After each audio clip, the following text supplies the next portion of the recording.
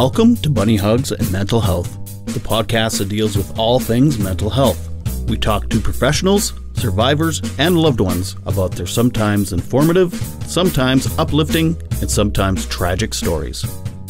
I'm your host of the show, Todd Rennebaum, advocate, recovering addict, experienced sufferer of depression and anxiety, and author of the children's book, Sometimes Daddy Cries.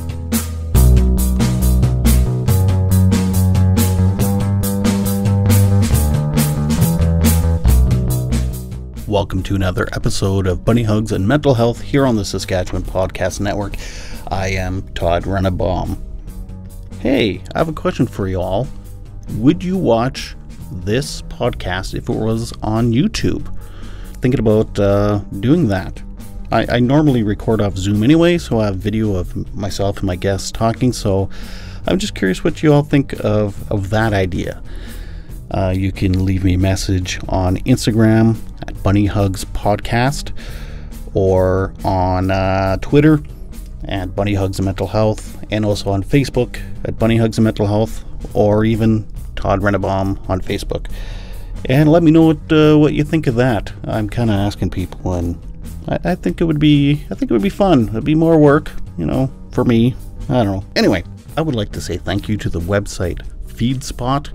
They are a charting website, and apparently they've charted Bunny Hugs and Mental Health as number 19 on their 100 best mental health podcasts on the internet. And I don't know how that happens, but according to them, we're number 19 out of all podcasts about mental health on the internet. So thank you for that. And apparently we're number 6 in all of Canada for Canadian mental health podcasts. So that's really awesome. I don't know how it happens, but I'll take it. I'd also like to say a quick thank you to my friend Carmen Beaton. She's an incredible artist. I'm begging you to go to her Instagram account, Carmen Beaton, Beaton .art, and follow her. And my cousin Jacqueline Rennebaum, who's always just a sweetheart, and she's a huge fan, and she's always promoting my stuff, and I just can't thank her enough. Anyway, about today's show, I am talking to Daniel Hearn, also known as Daniel Unmanageable. He is the host of a live talk show thing. I can't remember what it's called exactly, but it's like a podcast, but with video, and it's live. The show is called Hard Knocks Talks, Knocks with an X, and he's got an amazing community around him. He's doing wonderful things. His show is all about substance abuse, social justice behind that, people in recovery, that kind of thing. And he's actually from Indian Head, which is where I'm from, where we both grew up here.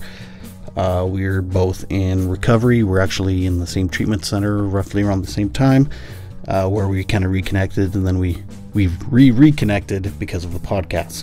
He's doing wonderful things, and actually tomorrow, if you're listening to this on Saturday, March 5th, tomorrow, Sunday, March 6th, I will be a guest on his show, Hard Knocks Talks, talking about my mental health issues and my recovery and my background story. So please check that out, and thanks, Dan, for having me. But anyway, about his story, I'll let him talk about that. So without further ado, I give you Daniel Unmanageable. When I left Pine Lodge, I came back 2 weeks later to do a return visit, and I believe you were in there then? Is that how it worked?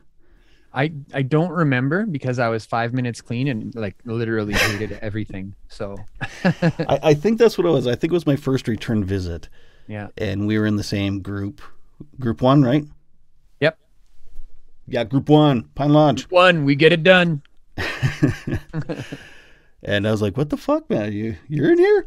Yeah. And yeah, it was, it's been nice watching your journey since. Anyway, please tell my listeners your tale of tribulations and successes. Okay. Well, I remember, first of all, hello, Tensei. My name is Daniel Hearn, a Métis man from Saskatoon, Treaty 6 territory. Grateful to be here today. You're Métis? I am, yeah. I didn't know that. Yeah, I'm actually just applying for my citizenship right now. Huh. God help us if we get it. They got money for business. But yeah, I remember before I was like 10, 11 years old, being obsessed with alcohol, like, and I hadn't tried it. And, I didn't live, like, there was no active alcoholics in my home. My dad put the plug in the jug well before I came along. And I would always bug my dad, like, what does whiskey taste like? What is, like, what are all these different alcohols they taste like? He'd get mad at me. He's like, why the hell are you asking me all these questions? As I was obsessed. I couldn't wait, like, looking back now, I couldn't wait to get away from myself. I didn't know that at the time, but when I was 13, I tied one on with my friend in his basement. And I got so loaded, man. I got 3 tall boys and I didn't even finish them, and I blacked out. Woke up the next day and I was just covered in piss, and my pants, I wasn't wearing pants. My pants were across the house, across the basement, and they were soaked too. So, and you'd think that would be like, oh man, this sucks. Like, I don't want to do that, but that wasn't the case. Like, I went to school and I bragged about it, like I was like amazed. Like, it was so awesome. I got so loaded that I lost control of my bodily functions and I just couldn't wait to do it again, and, it was at that point where my life became all about Friday night.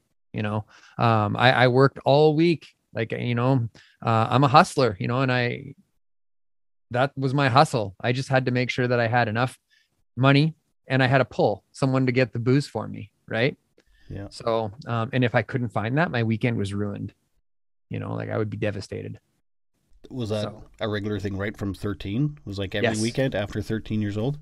Yes. Well, I mean, I'm not sure if it worked out every weekend, but I remember being like, the obsession like took hold right away.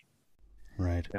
And then, I think when I turned 15, I found hash oil. There was a lot of oil in Indian Head. That's all you could find was oil,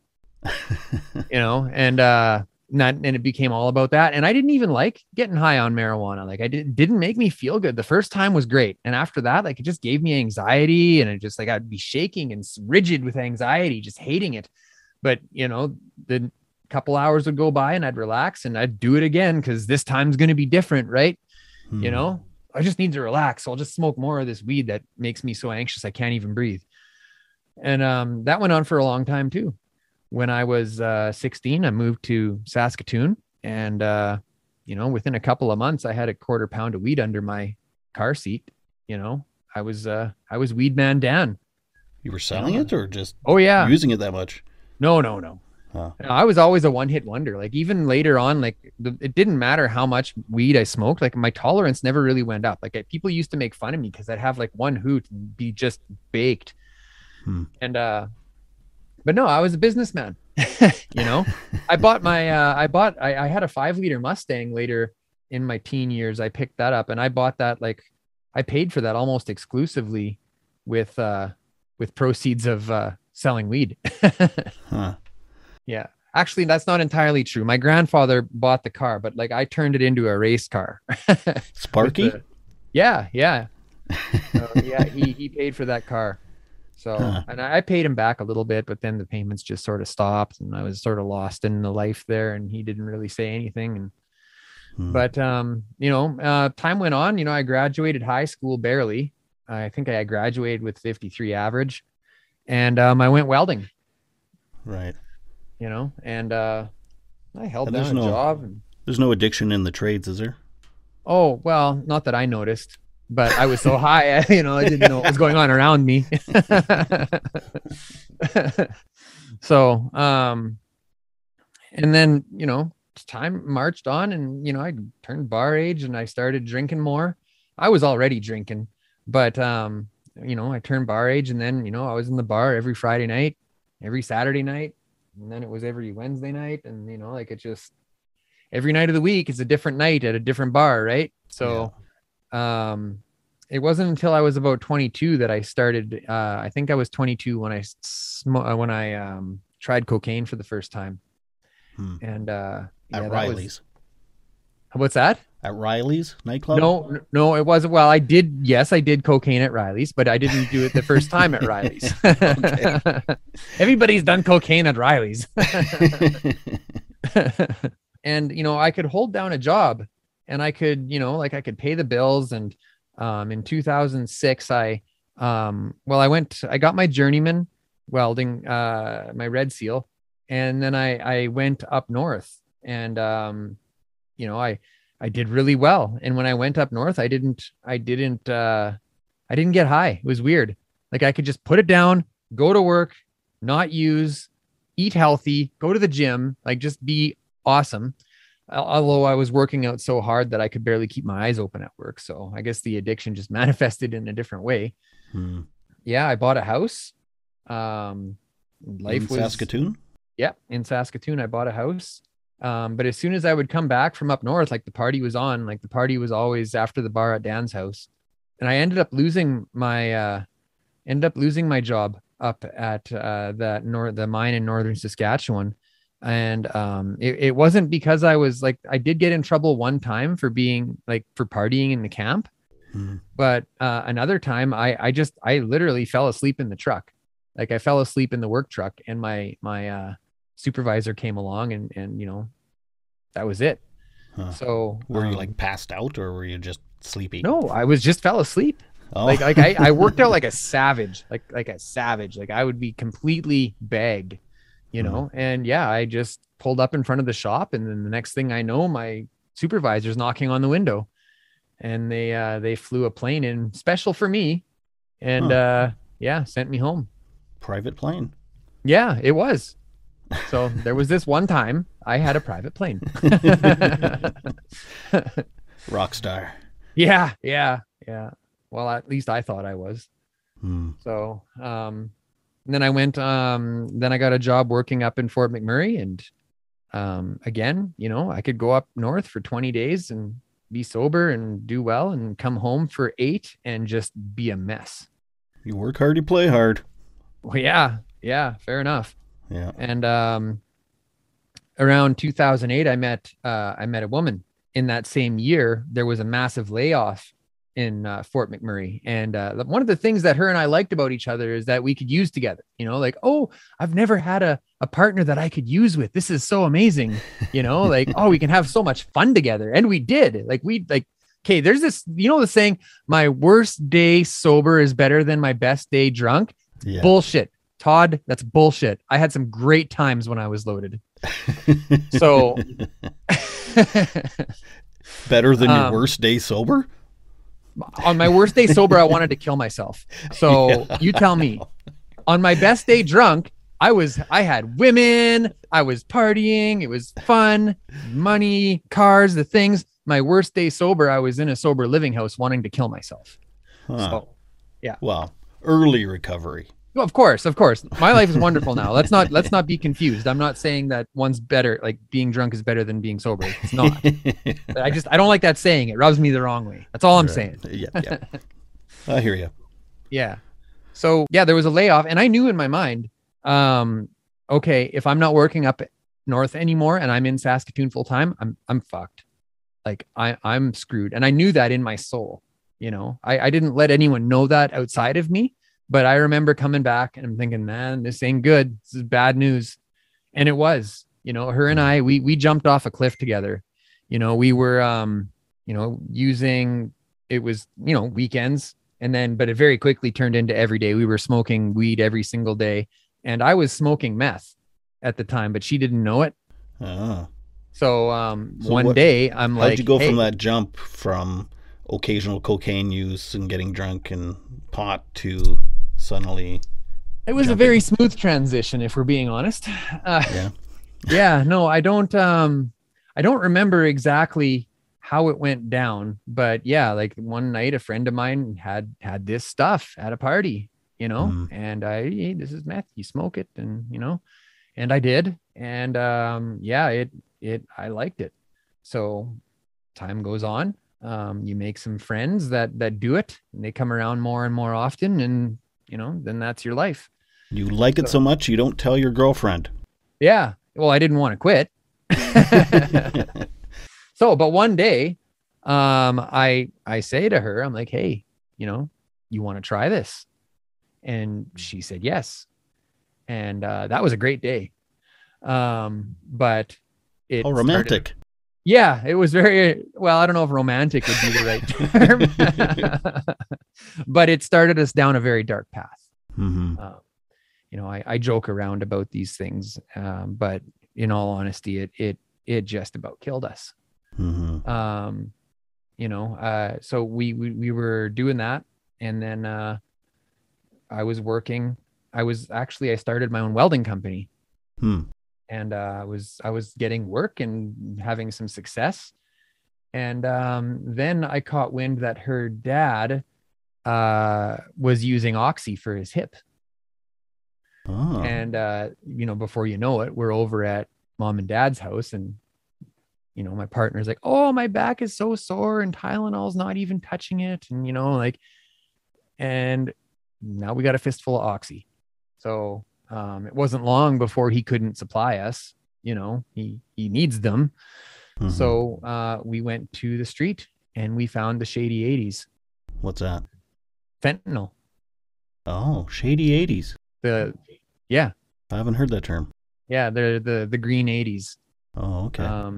And that was at a time where we didn't know they were fentanyl. They looked like oxys. So we thought we were getting pharmaceutical grade oxy. We weren't worried about overdosing or anything because we're going to get these pills. Even our dealers like, well, we're not making these in a bathtub, Mm-hmm. So we believed that we were getting legit stuff. Like this was OxyContin, and we did it for a long time. And our habit got so out of control.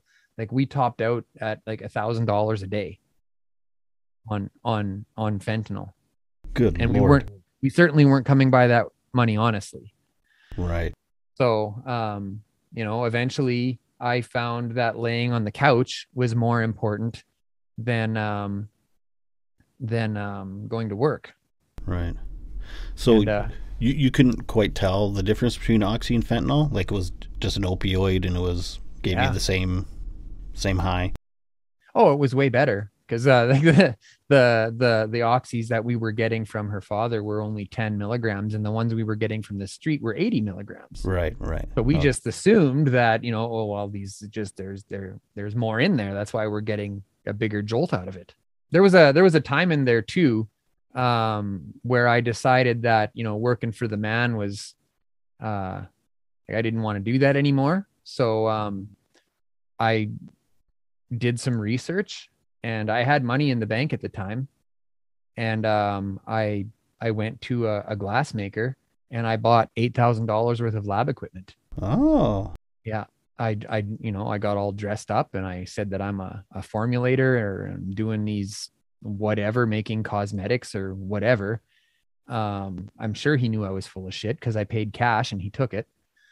And then we went and did the same thing to the chemical company.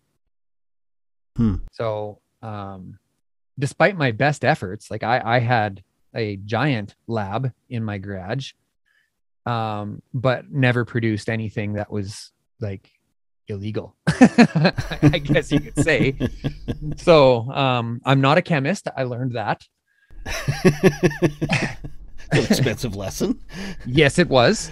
Also very frustrating lesson because I really wanted it to work, Todd. I really wanted it to work. And I spent months researching and trying to figure that out. And yeah, it's not as easy as what everybody says it is. Yeah. But I should not have survived that because some of the chemical reactions that I stood there and witnessed should have exploded. There was sparks happening. There was volatile chemicals everywhere. And I wasn't even wearing a shirt. I was wearing sandals and shorts. Like it was crazy. So you weren't like Breaking Bad in the whole chemical suit or nothing? No. I was just bad. Just normal bad. Maybe that's a good thing. Well, I would say. But I was so I gave up on that eventually. I had to give up on it. I put all the lab glass in boxes and put it up in the attic and sort of just forgot about it. And I got a job working in town. I was running a welding truck, and then it came to a point where I was losing the business. I was losing the company a lot of business because of my behavior on job sites and on, my appearance. I had big sores on my face and it wasn't a good scene. So eventually, and they had to let me go. Like back then, and even still today, employers really don't know how to handle this. You know, they're and not because they're bad people or even ignorant people all the time. We just simply don't have the resources. You know, especially smaller businesses. Like, yeah, it's one thing working for the government or something. They have a a program for you to go to, but if it's a small business, yeah. So yeah, they ended up letting me go, and I turned to dumpster diving. And I thought that, in doing that, like I in my mind, I was starting a recycling company and we were going to be rich, All those rich hippies recycling stuff. Yeah. So, but all I was really doing was, like I would go out literally all night long, leave the, oh, I suppose I forgot an important step here. I was going to ask about your girlfriend. She was at the point. Yeah, no, there was a point where when we were still using fentanyl, I came home from work one day and she curled up beside me and let me know that she was pregnant. So we had the talk, what are we going to do? But by the grace of God, we decided that we would see it through. So we tried to stop on our own very briefly, and then we quickly realized that this is very serious and that we need some help.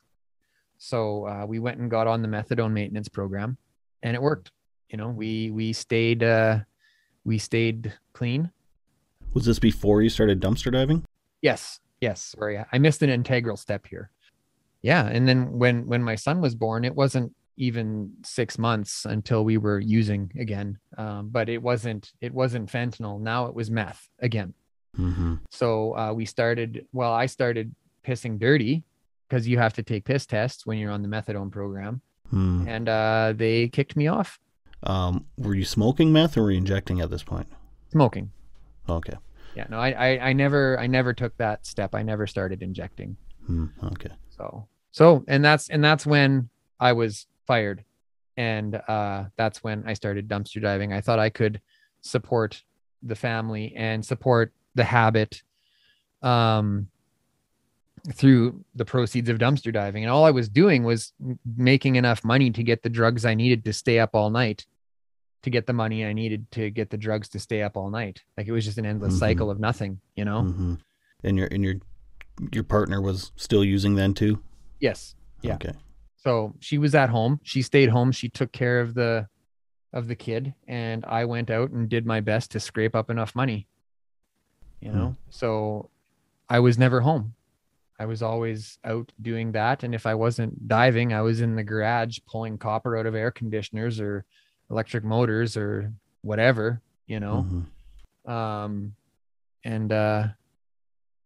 got really, really dark. Some really bad people started coming around. On December 1st, 2016, two social workers showed up with two police officers, and they took our son. Yeah. They found some paraphernalia. They saw the state of the house. It's trashed. It's filled with garbage, sharp metal, broken. At that point, we were heating the house with broken toaster ovens. Like I would smash the glass out of the front of the toaster oven and plug it in, and that's how that area of the house would stay warm. How old was your son at this point? 3. 2. He was 2. He was apprehended 3 days after his 3rd birthday. Yeah. When you said kind of shady people were coming around, is that kind of when you started? I don't know. I can edit this out if you don't want to talk about it, but like gangsters and gang members and stuff. Oh, okay. Yeah. No, yeah. And I was never really directly. Well, I mean, I got involved with some thefts and stuff like that, but I never really jumped into gang life. Right. But yeah. Actually, one other question before we move on. Yeah. Does methadone affect babies when mothers are pregnant? It can. Okay. But for some reason, and and maybe it has affected him in some way. We're not really sure. You know, he does have some behavior at times, but it's he not like didn't need using any. crack or something while Well, I pregnant. don't think so. Like, and he didn't need any maintenance. So, Right. like when he was born, he didn't go into withdrawal. Right.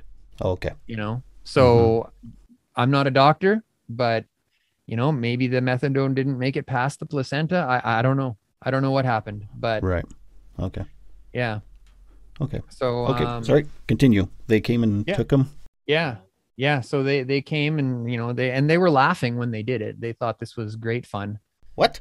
Yeah, yeah. They weren't sympathetic to us at all. We were definitely treated like morally deficient human beings. We were treated like scum. Huh. You know, like police officers, two police officers, big guys, just laughing, looking at the house and making jokes, and yeah. Meanwhile, taking you know our son from us. Wow. So, um, And this is like the darkest day of your life, and they're having a good chuckle. yeah. So I'll never forget that day because the last thing I ever handed him on his way out the door was puppy, was his little stuffed animal puppy. And and I came to realize after that that puppy is the only thing that has been completely consistent for him through his whole life. That puppy was there for him when I couldn't be. Right. So, and I know your listeners won't see this, but I had him tattooed Ah. on my arm, just Ah. just so that I don't, you know, forget. And I don't want to forget. You know, Yeah. that pain is mine, you know, and it serves a purpose for me. Yeah. So, then, you know, the house got a little quieter, so to speak, because there was no little guy running around anymore. But Did you still own your house at this point? yeah, well, it was in foreclosure, you know, it was in the final stages of foreclosure. Hmm. So, 16 days after that, on December 16th, my partner left me for a murderer. Hmm. There's no, you know, and it got really Because dark. he had drugs? And Well, no, because he was going to save her. hmm. Yeah, he was going to help her get the kid, and he was going to keep her safe. He was going to do all of these things. And she ended up living in some very terrible situations that were extremely life-threatening. She lived on this. I'm not going to tell her story, but Right. Yeah. so it got really quiet. You know, like they kept coming back, like her and her partner, just loaded, just high, right? And doing terrible things in the house. There was a night that I was held hostage because I don't really know why, to be honest. He just wanted to show off to his new girlfriend, I guess, and she was mad at me, so he held me hostage with an axe to my throat in my own bathroom. You know, Were so you loaded at the time too, or? well, yeah. So Fair. Okay. yeah, no, absolutely.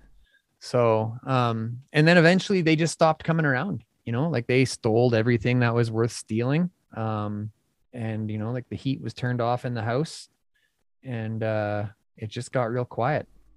You know, even my friends were afraid to come around because of the gang members that were watching my house. I would get phone calls, or I would get text messages at 3 o'clock in the morning telling me which lights were on in my house, just so that I knew they were watching.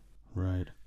You know, and then one day I go out for lunch with my mom. She comes and scoops me up, you know, takes me out for lunch, and she starts scheming. She's like, you should go back up north. You should, you know, just find some stability and make some money, and then come back and get a safe place to live, and then work with the ministry and get your son back. And I'm like, mom. She's like, what? I'm like, don't I need to get clean first? And she's like, yes. She pulls out a form. She's got a form all filled out and everything. She signed right here. She slaps it down on the table with authority. She's like, sign that shit. And I did. Funny you should ask, son. Yeah, funny you should ask. So I signed it, and 10 days later, I was in Thorpe Recovery Center in Lloydminster. I did 10 days detox there. And then I did 28 days at Pine Lodge, and that's where you and I met again. Yeah, remet. Yeah. Have you been? I mean, I don't want to. Don't answer if it gives away too much, but have you been sober since? Yes. Wow. Yeah. I lost the desire to use, man. Like I don't want to get high anymore. Like at the most fundamental part of my soul, like at way down at the bottom, I simply just do not want to get high anymore. Mm-hmm. You know. But I went through Pine Lodge. I met a lot of addicts of all types, and I worked there for. Well, we had to fire. I don't know. It was about 2 years, and I mean, there's a lot of people that use meth that relapse. So it's pretty impressive that you were able to, like, once you got clean, stayed clean. So far. Yeah, so far. For today, I'm all right. Yeah. But I mean, it's not because I wanted to and chose not to. It's because I didn't want to. Mm-hmm. You know, it wasn't a challenge for me. Right. There was a time though, it was a challenge to not kill myself. Mm-hmm. You know, I didn't have out of all of the terrible shit that happened to me, I did not have my first suicidal thought till I was 9 months in recovery. You know? Yeah. So, yeah, that first year's a bitch. Yeah. Well, and you know, like you think you're having a good time and then all of a sudden everything gets pretty real, you know? And, I'm lucky that I had the support, group that I had at the time. You know, I was involved with some peer support groups, and I leaned real heavy on them. You know, like I met them twice a day, every day for a year. You know, it just gave me a place to go. I'll never say that they saved my life, because I'm not sure that they did, but they definitely gave me a place to go and practice being a human being. You know, place that I could go where someone would know my name and say, "Hey, Dan, how's it going, man?" You know? Yeah. So do you think Pine Lodge saved your life? I'm not sure. You know, like I don't. It's like I said, like the desire to use just left me. You know, Pine Lodge definitely helped me a lot to change the way that I think. You know, and like I said, the groups that I was attending, they helped as well. But I think that I just didn't want to get high anymore. Yeah. You know, was your girlfriend still using when you were about 9 months sober? So as we go, I got out of treatment and I went back to Saskatoon, and I immediately started engaging the ministry. Like, what do you need? I want to see my son. What do I got to do? And I did it. Whatever they wanted, I did it. I didn't care, man. Like, I wasn't going to fight with them. I was done fighting. You know, they say in step 2, come to believe, you know, come to believe in something bigger. And I'm not sure I believed in something bigger, but I started to believe in something other than me. You know, so the ministry, they're bigger than you. Yeah. Well, they kind of were in a way. So, and I got into a sober living house, and I had to do weekly piss tests. I had to do mandatory meetings. I had to do weekly case plannings. And then it started to be supervised access. I'd get like 2 hours supervised access with my son. And then that turned into 4 hours. Then that turned into overnight, then all weekend, then 3 days, then 4 days. And on July 31st, 2017, my son was returned to my care. Nice. Yeah. Nice. So, and I was a full-time dad for that, a full-time single dad for a year and a half. After that. Let me ask you something. So when you met your girlfriend, she was into smoking weed. Yeah. You introduced her to meth. I did. Those people, you know. Yeah. Did you have problems with guilt with that? I look back at that and I'm like, man, like that shit, dick move, bro. Like that was a dick move, you know? Yeah. But for whatever reason that I don't feel it. Like I don't feel shame or guilt, you know? And I don't try to justify it either, you know, like, oh, we all make our own decisions. And that's true. Yeah. That's true. But I helped facilitate those decisions. you know? Right. And I've owned that, you know, like I've said, like, you know, like I apologize for that. And we don't talk about it anymore, Right. you know, like, but yeah, I don't really know how to explain that, because that is something terrible, and really terrible things happened in her life because she was introduced to those things. Now, don't be confused. This was not the first time that she's done drugs. Like, it's not like she was like, you know, completely innocent and I'm like, here, put this in your lungs. Yeah. But yeah. Maybe because you were just dabbling in it too, and you were experimenting with it. It wasn't like. Well, I think I was past dabbling at that point. Oh, okay. You know, like I was using daily, you know. Oh, I see. And like that was when we first met. So we met, like our first date, I was high on meth. Oh, I see. Oh, okay. So, and you know, she didn't know. So that was weird. But anyways, I go on for a year and a half, and I, you know, with being a full-time single dad, I graduate from the sober living house I was in. We get an apartment, I get a job. Life goes on, you know, like he goes into preschool, and I'm working, and we have our own place, and I'm doing my best, and, you know, I'm not doing perfect. You know, I definitely wasn't a perfect father, and I'm still not to this very day. You know, I will not ever try to tell anybody that I'm a perfect father. I yell more than I should, but I make sure that I make it right, you know. Right. Yeah. Such is life. And then about a year and a half after this all happens, like after I get him back and I'm living in recovery and doing all the things, his papa comes to the house one day. So it's her dad comes to the house and sits down, and he's like, Donna's back, you know. And I'm like, okay, yeah, I've heard this before. She's come back, you know, and she's just on one, and, you know, like me just being my judgmental self. And he's like, no, this is different. You know, she's clean. So, you know, in that moment, I was like, fuck. Cause like, I didn't want her to come back. I was so angry. Like, I was so mad. Like, oh my God, Todd, I don't even know how to explain to you accurately how angry I was. I remember sitting in these groups that I was in and just yelling and talking about murdering her and how good it would feel to have blood on. Like, it was just, I was so mad. Like, putting down the dope was easy compared to dealing with the resentment that was in my heart. And you'd think that I'd be like, oh, right on, you know, like, oh, you know, like my son's going to have his mother back and all these things. No, that was not it. It was the opposite of that. I did not want her to come back. So I had to make peace with that, because it was true. She was clean. She was pregnant, and she had been for a short time, I think a few months. So there was some, you know, there was some commitment there. You know, I tried my best to accommodate her and give her, you know, some access to him, and slowly work our way into, you know, like some custody agreement or something. But we couldn't see eye to eye. And it started to come to light with a few people around me that she was acting as though maybe she was using.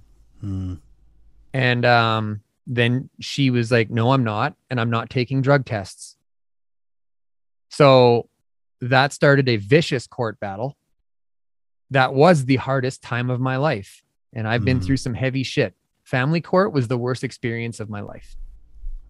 Just emotionally, or like, yes, because of what she, like, how, why was that more emotional than having your child taken away in the first place? Because I was powerless. Because what I felt in my heart wasn't becoming a reality. Right. You know, and in my mind, who doesn't take drug tests? Like, if I'm in recovery and someone says to me, I think you're high, I'll be like, give me that goddamn cup right now. Yeah. You know, like, I can't wait to piss in that cup. Give me that coffee cup. Like, I'm, you know, like, that's how I was. But, you know, she felt differently, and her lawyer advised her not to take them. And she listened. What the hell? So, yeah. Was she using? No, she wasn't. Because we went to court and the judge was like, you know, I think taking piss tests for both of you is a great idea. So yeah. And I'm like, well, thank you. Cause that's what I wanted this whole time, was just take the drug test. Give me something tangible that I can see that says negative on there. Just give that to me, please. Yeah. So I can have that in my heart. Yeah. You're going to piss anyway. Yeah. Like I had to take piss tests for a year. Every week for a year, I had to take piss tests to meet the ministry's requirements. Mm-hmm. So, and then I had to, go to court for this. And, but anyways, eventually, like, this went on for like freaking year and a half, 2 years, just dragged out, terrible. Eventually, the judgment came down and we got 50-50. And we both spent a pile of money on lawyers, and we have since made peace. We're friends now. Really? We have, yeah, we are. We co-parent well. And we have supper every Friday night on transition day. Like when he comes to me or when he goes to her, we have dinner, we gather and just converse, and wow. We're just a family for a few hours once a week. So you think it must have been just as hard for her going through all that court and stuff. Oh yeah, I'm sure it was terrible for her, but yeah. Well, that's good. Really... Yeah, I mean, you both grew out of that, and that's pretty powerful, actually. Yeah. So, and I'll tell you, 50-50 parenting is I kind of like it. I'm not gonna lie. I love my son. I love him more than anything else on this planet. Half the time. Yeah, but only 50% of the time. But no, I kid. So I, once the waves settle, I end up, COVID struck, and things got pretty dark for me for a little while there too, because when COVID struck, my son was at his mom's house, and we're like, okay, well, we don't know what's happening. Maybe he should just stay with you. And so there was a month there where I was alone and, like segregated from everything. So, I did go and see some people, but, just because but it got really dark there for me. Yeah. And, that was another dark point in my life, but, I hung on. I didn't listen to the thoughts. I didn't listen to them as much as I could have. Right. And in the fall of last year, 2 years ago, yeah, I decided that I was going to go into safety. So I started a safety program at Polytech, and I was doing really well. I was scared to go to school. I thought I was like, my brain's cooked. I'm not going to be able to learn. I don't know why I'm doing this. And turns out I did really well. I think I graduated with distinct honors, or with great distinction. So, but halfway through that course, I just got this idea in my head, and I don't know where it came from. Like, I don't know where it came from. I'm like, I should start a podcast, and I put it on Facebook, and a couple of people are like, yeah, I'll come on. So I did. I started on February 6th of last year. So yesterday, what's the date today? 2 days ago was my 1 year anniversary of my show. We started almost exactly the same time. Yeah, I remember. I didn't release mine until April, but I started recording some in February. Yeah. I remember you reached out to me, and we were having a conversation about that. Yeah. But it's so weird that same time that we kind of had the same. COVID, you come up with ideas and you're like, man, what the hell, eh? Yeah. Well, and that's the point where I realized that I didn't need these peer support groups as much as I thought I did, or was led to believe that I did. What I needed in my life was fulfillment. Mm-hmm. And that is what's given me the life that I have today, is that search for and finding fulfillment. Right. Yeah. It's so true. Yeah. So, I found something that I loved, and I chased it with reckless abandon. There was no alternative for me. That drug seeking behavior came back full tilt. It was just pointed in a different direction this time. Mm-hmm. You give an addict purpose, and you stand the fuck back. Yeah. You know? Well, then it's also a bit, by doing the podcast for me too, it feels a little bit like the 12th step. It feels like I'm, Absolutely. yeah, giving back a little bit, or giving back. I don't know. Maybe that's not what I'm thinking of, but like, Carry the message. yeah, that's Yeah. right. Yeah. Yeah. And it gives you purpose. It makes you feel, it feels good that you get messages from people saying, this is wonderful and thank you so much. And I didn't know this about whatever. And yeah, it feels really good. Like I got some of that when I was working at Pine Lodge, because you're face to face working with addicts, but it's that same kind of feeling doing the podcast. So I finished my safety program, and then I decided that I wanted to get into Indigenous social work. My idea was that I was going to bring social work into the workplace, like in a meaningful way, right? Because it's not something that you normally see or hear about. Mm-hmm. And I got through my first semester at First Nations University, and I was just starting my second semester, and I woke up one day, and I came and I sat in the studio, and I looked at my analytics, and I looked at my supporters, like the organizations that have come to support me, and I looked at my business account, and I decided, I said, you know what, I'm gonna drop out of school. I'm gonna chase this full time. So on January 13th of this year, that's what I did. I called First Nation University. I said, I thank you for the time that I've spent here with you. But I think I'm going to go on a different path. And they said, best of luck, my friend, and I think that pretty much brings us till today. And the podcast is Hard Knocks Talks. Correct. And it's a live video. Yeah. It's do you have audio too? Yes, I do. Okay. It's technically not a podcast. The podcast is an audio thing. It's a live streaming talk show, but most people call it a podcast. I even call it a podcast just because everybody knows what that means, right? So, and it's solely based on recovery and addictions and. Yeah, well, it's not solely based on recovery. It's solely based on substance use and the social justice around substance use. We do hear lots of lived experience stories of healing and of recovery and of things like that. But we also talk a lot about harm reduction. We talk about alternative therapies. We've had people on that are still actively using and have no intention of quitting, and are advocating so that they don't have to quit. They can just live their life how they choose. And who are we to judge? They're not causing anybody any harm. I don't agree or disagree. I don't, with any of that. Like social users, or they're like hardcore addicts? Well, hard to say. I didn't really ask them, but some people say, yeah, I'm still actively using, and this is what I believe in, and this is what I'd like to see, and this is why.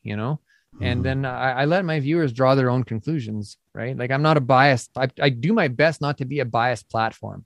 Right. This is what's happening in our world.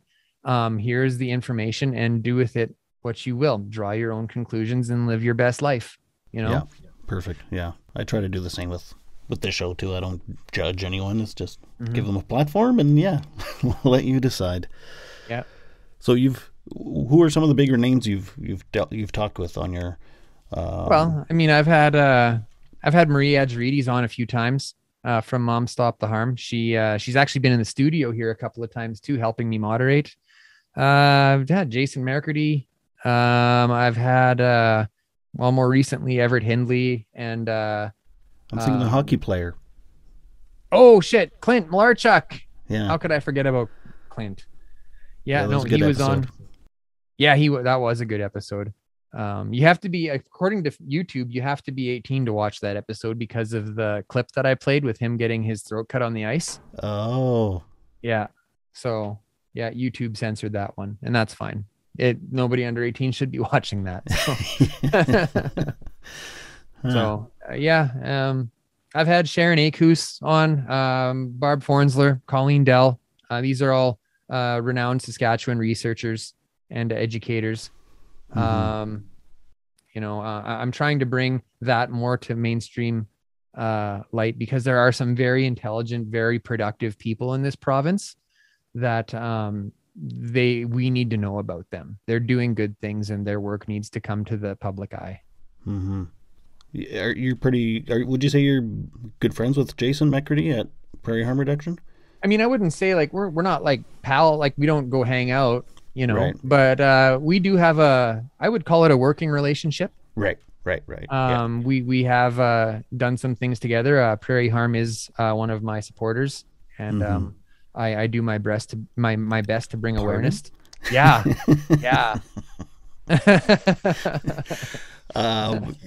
What they're doing is amazing. Yeah. There's another provincial budget coming out in April, and I'm curious to see what happens. I have a feeling I know what will happen, but can you imagine? Like that's gonna, oh man.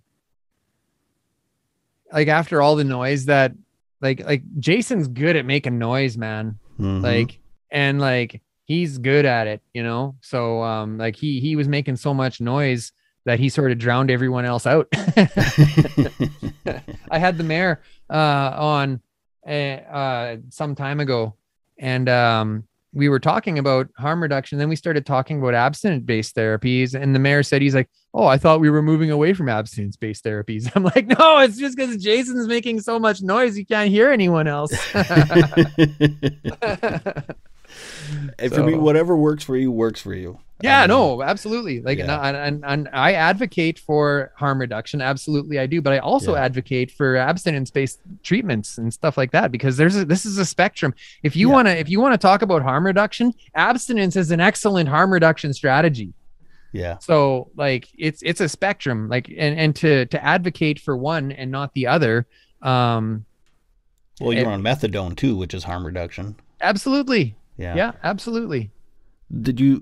How long were you on methadone? Like they kicked you off once you failed? They did, yeah. I think I was close to 2 years. Oh, okay. But then you never went back on once you failed. No, I successfully weaned off methadone onto crystal meth. So if you ever want to get off methadone, don't do it like I did it. So you start with methadone and work your way up. Yeah. And I assure you, it was against the doctor's orders. And your kid, you have a nice relationship. Like I love your story. I mean, whoops. Oh man, I'm so excited. I'm talking with my hands. I mean, it's just been so awesome watching you grow. And I mean, there was a few years there between seeing you at Pine Lodge where I didn't know what was happening, but over the last year, just seeing what's happening and how you're growing with your podcast, and you gave me some info before recording and blew my mind a little bit. It is so awesome. It's amazing that I mean, at a time right now where there are meetings still shut down and stuff, you know, like I don't know if you saw the comment on your podcast the other day, or what is it called again? A video blog? Live streaming. You can call it a podcast. I call it a platform. Call it a platform. Comment on the platform. I don't know. Call it whatever you want. I don't care. See, but I don't like calling it a podcast because this is a podcast. Yeah. But anyway, there was a comment there saying this is better than going to an NA meeting. Oh yeah. I was like, damn. Yeah. No pressure, I didn't know. Dan. I'm like, oh, there's going to be some blue flamers mad at you now. Maybe try a different meeting, maybe. Yeah. Well, no. Well, yeah, okay, do that, but also still come to watch Hard Knocks Talks.